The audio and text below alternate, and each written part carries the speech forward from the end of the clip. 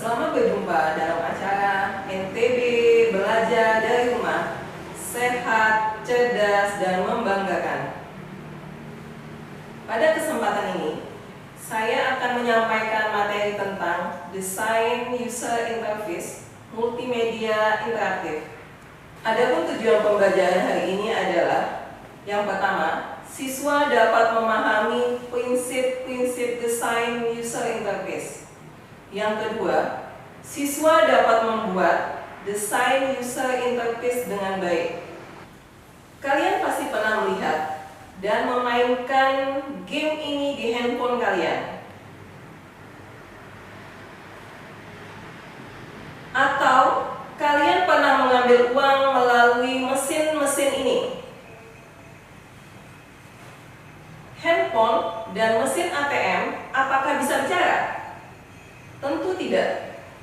Handphone dan mesin ATM adalah benda mati. Tapi, bagaimana kalian bisa memainkan game Mobile Legends tersebut? Dan bagaimana kita bisa berkomunikasi dengan mesin ATM tersebut? Ya, kita berkomunikasi dengan handphone dan mesin ATM menggunakan tampilan dan suara yang keluar dari kedua benda tersebut. Tampilan dan suara itu disebut user interface atau dalam bahasa Indonesia dinamakan antarmuka pengguna. Apa itu user interface dan bagaimana pembuatannya? Kita akan membahas dalam materi berikut. Baik anak-anak, kita mulai dengan materi user interface.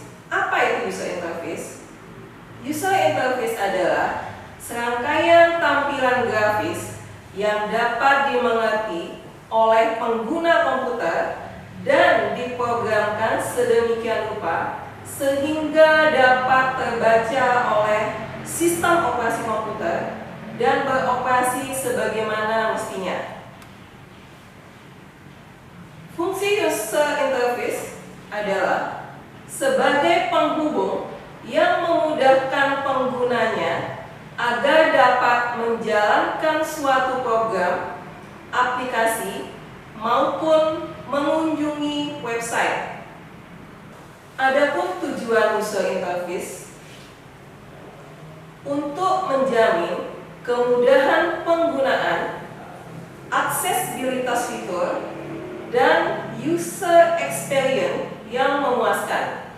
Dengan kata lain, memudahkan pengguna menikmati semua fitur dan fungsi yang ditawarkan oleh sebuah produk digital.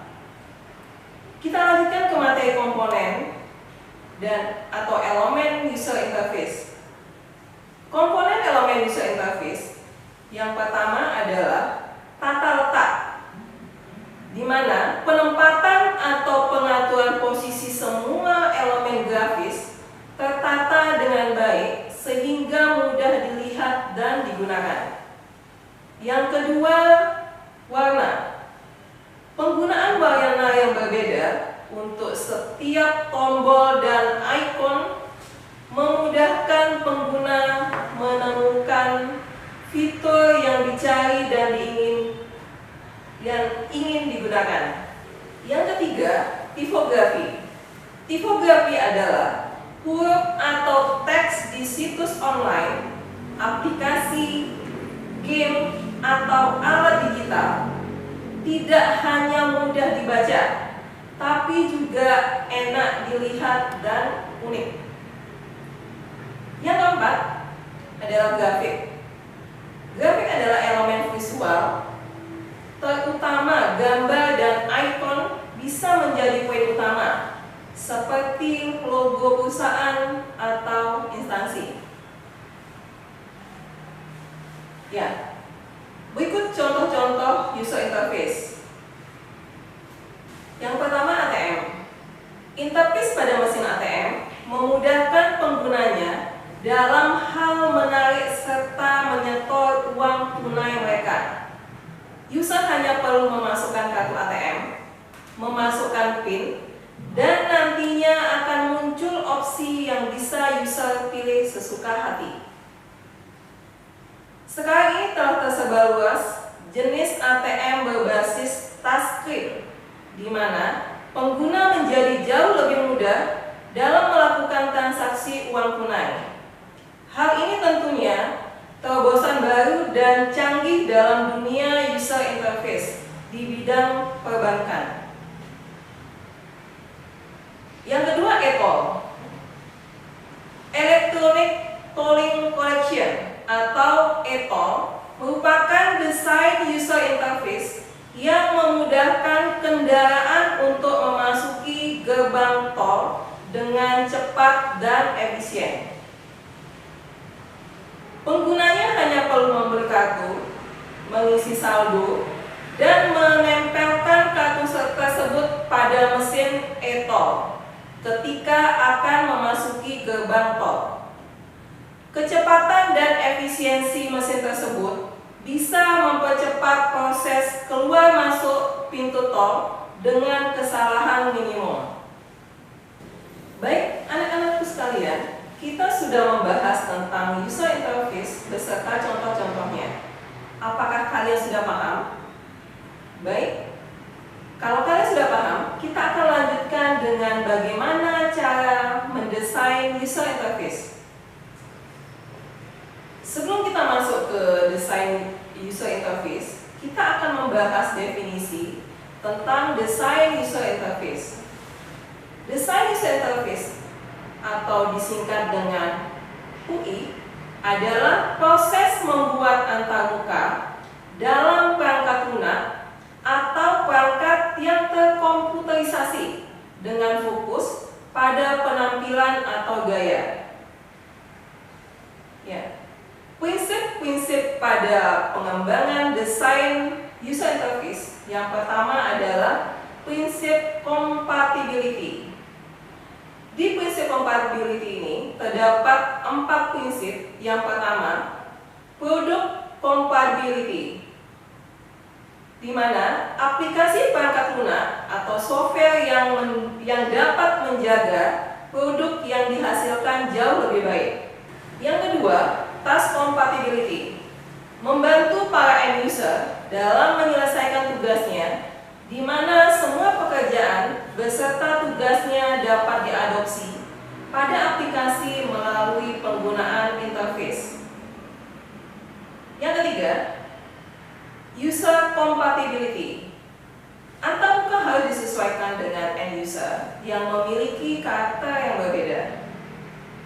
Sedangkan yang keempat adalah workflow compatibility, meminimalisir mengalami kesulitan end user dalam menyelesaikan pekerjaan karena kesulitan pengurutan pekerjaan pada sistem manual yang ternyata tidak ditemukan pada perangkat lunak yang dihadapi. Prinsip selanjutnya adalah konsistensi.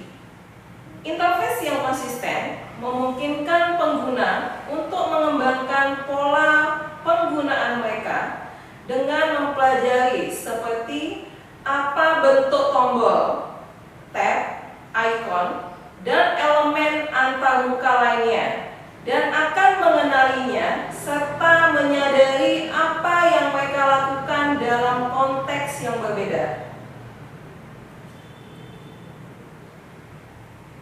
Prinsip kontrol, seorang engineering harus merancang suatu kondisi yang mampu mengatasi dan menanggulangi masalah-masalah sederhana.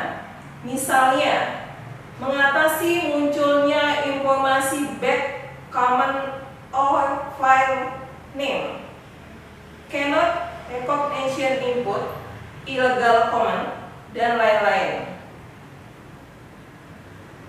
Selanjutnya, prinsip direct manipulation. Aplikasi yang dihadapi seseorang end user bisa disesuaikan dengan kebutuhan, sifat, dan karakter dari end user yang bersangkutan.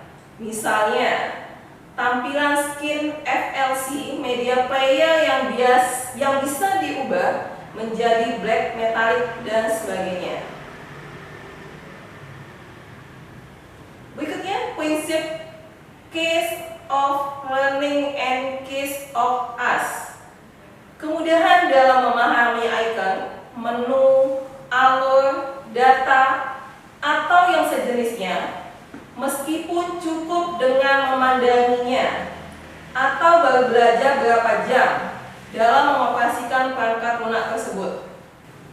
Prinsip familiarity memberikan tampilan yang mudah dikenali dan end user tidak kesulitan dalam pemakaiannya. Seperti contoh gambar berikut. Penamaan menu-menu pada gambar ini menggunakan nama-nama yang familiar dan mudah dipahami sehingga pengguna tidak kesulitan pada saat menggunakannya. Prinsip flexibility. Pada dasarnya, prinsip ini bertujuan untuk membuat berbagai solusi penyelesaian untuk satu masalah tertentu. Misalnya, menggunakan menu, hotkey, atau model dialog box pada MS Excel 2016. Prinsip invisibility teknologi. Aplikasi memiliki kemampuan menerima input berupa suara dan mampu memprosesnya sehingga komputer dapat melakukan perintah end user yang bersangkutan. Berikutnya, prinsip protection.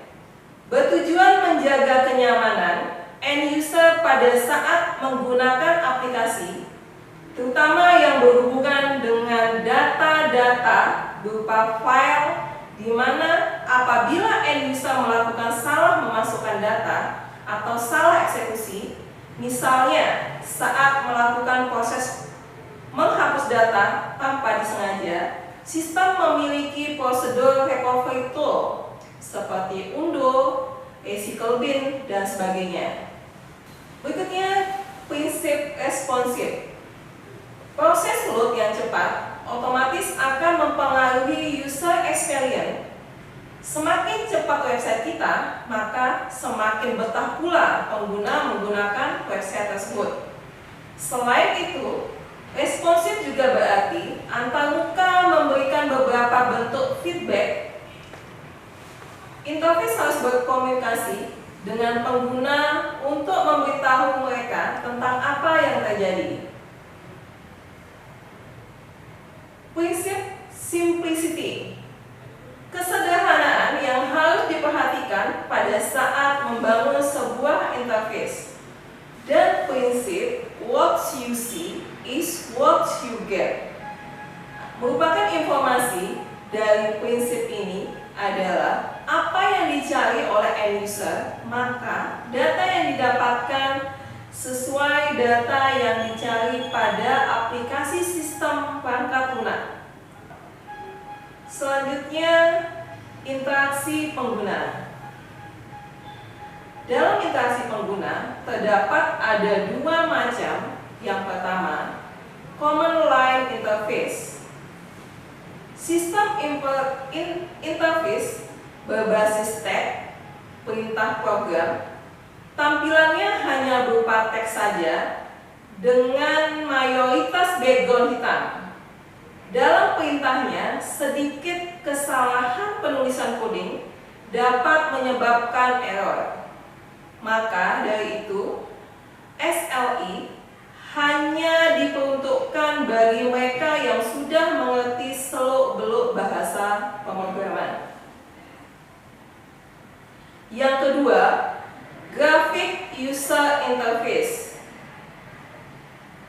GUI merupakan interface yang sangat interaktif dan menarik. Bentuk komunikasi dan dialog pada GUI digambarkan dalam bentuk grafis, sehingga memudahkan pengguna dan tidak membosankan. Berikut adalah alat untuk membuat desain user interface. Satu Sketch. Sketch adalah tool yang sangat populer dalam komunitas desain yang memungkinkan kita membuat antarmuka dan prototipe high-fi.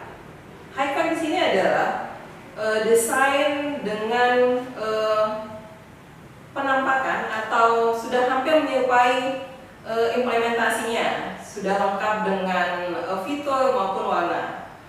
Salah satu fitur hebatnya adalah simbol, di mana kita dapat mendesain aset dan elemen UI untuk digunakan kembali.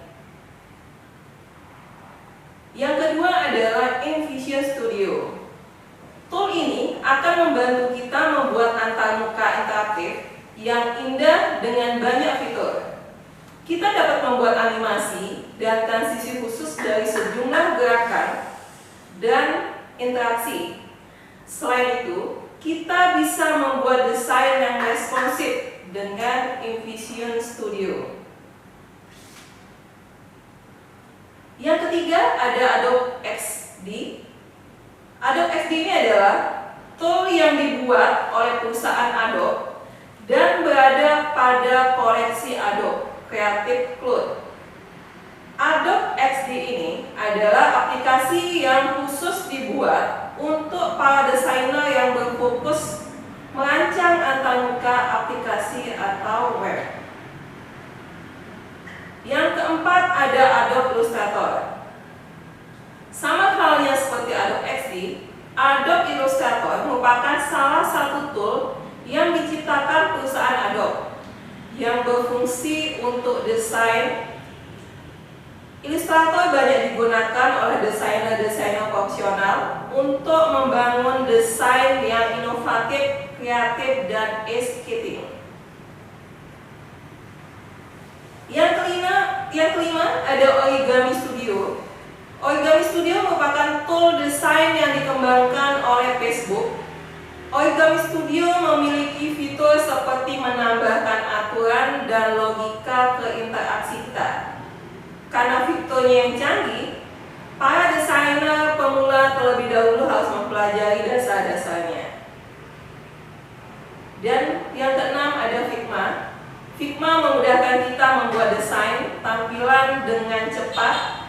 Figma ini adalah platform yang berbasis web, jadi bisa dijalankan dengan hanya menggunakan web browser. Kita lanjutkan ke perancangan user interface menggunakan alat yaitu Visio. Ya, dalam video ini kita akan melihat proses perancangan user interface, proses login ke dalam sebuah sistem.